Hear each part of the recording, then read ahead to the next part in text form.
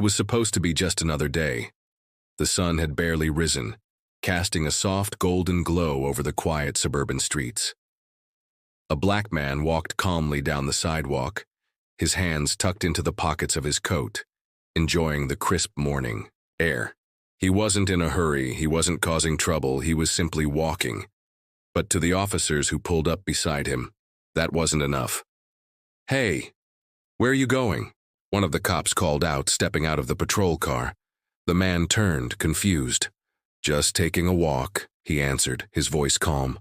The officers exchanged glances. "You got permission to be out here?" For a second he thought he had misheard.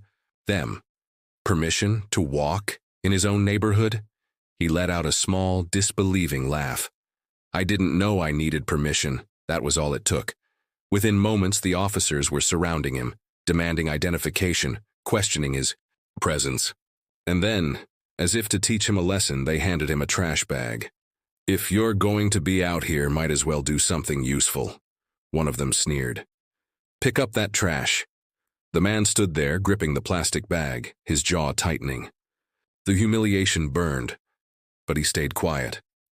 Because he knew something they didn't. Across town, in a different neighborhood, a young black teenager sat on a crowded bus, music playing softly in his ears. He was tired after school, his backpack heavy on his lap. Then he saw her, a pregnant white woman, struggling to balance herself as the bus swayed with every stop. Without hesitation, he stood up and gestured to his seat. "Ma'am, you can sit here," he said politely. The woman hesitated, her eyes flicking to his face. There was something in her expression, surprise, gratitude, and maybe something else. She lowered herself into the seat, exhaling with relief. "Thank you," she murmured. The bus continued on, the teenager standing near the door, gripping the railing. He didn't think much of it. It was just kindness. But before she got off at her, "Stop." The woman slipped something into his hand, a small, folded piece of paper. "Read it later," she whispered. Then she was gone.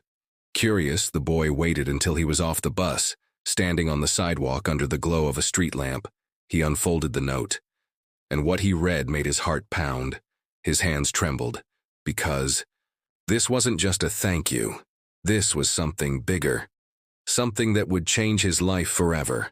But neither of them, the man forced to pick up trash, nor the teenager holding the note, had any idea just how much their worlds were about to shift, because soon the truth would come out. And when it did, it would shake everyone to their core. The teenager stared at the note, his heart thudding against his ribs. The words were neatly written, the ink slightly smudged. His fingers tightened around the paper as he read it again, trying to make sense of what it meant. "Meet me at the address below. I have something important for you." Below the message was an address, one he didn't recognize. His mind raced with questions. Who was this woman? Why would she give him a note like this? What could she possibly have for him? He glanced around, almost expecting someone to be watching him. The street was quiet except for the occasional car passing by. The wind rustled the trees above, making the streetlights flicker. He swallowed hard and folded the note, shoving it deep into his pocket. Maybe it was nothing. Maybe she just wanted to thank him in person. But something told him this was bigger than that. Meanwhile, across town, the man continued picking up trash under the watchful eyes of the officers. His grip on the plastic bag was tight, his face unreadable. He bent down, picking up a crushed soda can and dropping it into the bag with a deliberate slowness. The officers leaned against their patrol car, watching him with amused smirks. "See? Now you're actually doing something useful," one of them muttered. The man didn't respond. He had learned long ago that sometimes silence was the strongest answer. But inside, his mind was spinning. He had faced situations like this before, being judged before he even opened his mouth, being treated like he didn't belong in places. He had every right to be. But this was something else. He could feel the weight of history pressing down on him.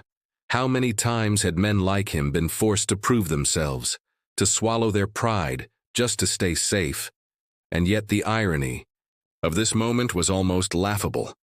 If only these officers knew who they were humiliating. If only they knew the man they had deemed unworthy of walking freely in his own community was the very person responsible for running it. A car slowed as it passed, and he caught a glimpse of the driver's face. Confused, then shocked. Recognition dawned in the woman's eyes, and she quickly pulled over. The officers didn't seem to notice. The man straightened up as the car door swung open. "Governor?" the woman gasped, stepping out. At that moment, the officers stiffened.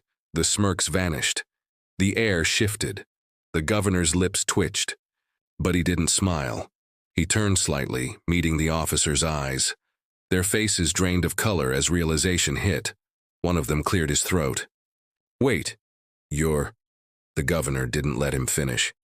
He bent down, picked up one last piece of trash and dropped it into the bag. Then, with slow, deliberate steps, he walked toward them. Back in the teenager's world, he couldn't shake the feeling that the note in his pocket was about to change everything. He spent the rest of the day distracted, barely able to focus on his classes. His best friend, Malik, nudged him in the cafeteria. "Yo, what's up with you? You've been weird all day." The teenager hesitated before pulling out the note. He slid it across the table. Malik frowned and picked it up, reading it quickly. His eyes widened. "Bro, this is some movie stuff," Malik whispered. "You gonna go?" "I don't know," he admitted. "What if it's weird? What if it's some kind of trap?" Malik let out a short laugh. "Trap for what? You gave a pregnant lady your seat, not robbed a bank," the teenager exhaled. Malik was right, there was no reason to be nervous, but still something about the whole situation felt heavy, like it meant more than just a simple thank you. That evening, as the sun dipped below the horizon, the teenager found himself standing outside the address from the note. It was an older house, well kept but quiet, like it held secrets in its walls. His fingers hovered over the doorbell before he finally pressed it. A few moments later, the door creaked open, and there she was, the woman from the bus. But she looked different now, less tired, more alert, as if she had been waiting for him. "You came," she said softly. He nodded. "Yeah." She stepped aside, opening the door wider. "Come in." For a brief moment he hesitated, but then curiosity pushed him forward. He stepped inside and the door shut behind him. Across town, the officers were still standing in stunned silence, their eyes flicking between each other and the governor. They had spent the last 10 minutes barking orders at a man they had no idea was the highest-ranking official in the state. The governor took a slow breath and folded his arms. "So," he said, his voice even, "do I need permission to walk in my own neighborhood?" The officers fumbled for words. One of them opened his mouth, but nothing came out. "I see," the governor continued, his tone calm but sharp. "And what exactly made you assume I didn't belong here?" They had no answer. The truth hung thick in the air, undeniable and comfortable. The woman who had stopped her car was still watching, her phone in hand, recording. "I'm sure there's a reasonable explanation for this," one of the officers finally mumbled. The governor tilted his head slightly. "Is there?" Silence. The governor exhaled and looked at the bag in his hand. With slow precision, he held it out. One of the officers took it hesitantly, his fingers brushing against the plastic as if it burned. "I suggest," the governor said, "that you think very carefully about how you choose to treat the people in this community, because the next person you stop might not be as patient as I am."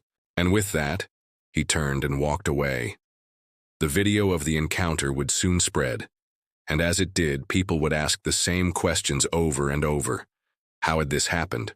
What would come of it? But one thing was clear. This wasn't over. Not by a long shot. And in another part of town, as the teenager sat in the woman's living room, watching her pull out a stack of old letters, he had no idea that his own life was about to take a turn he never saw coming.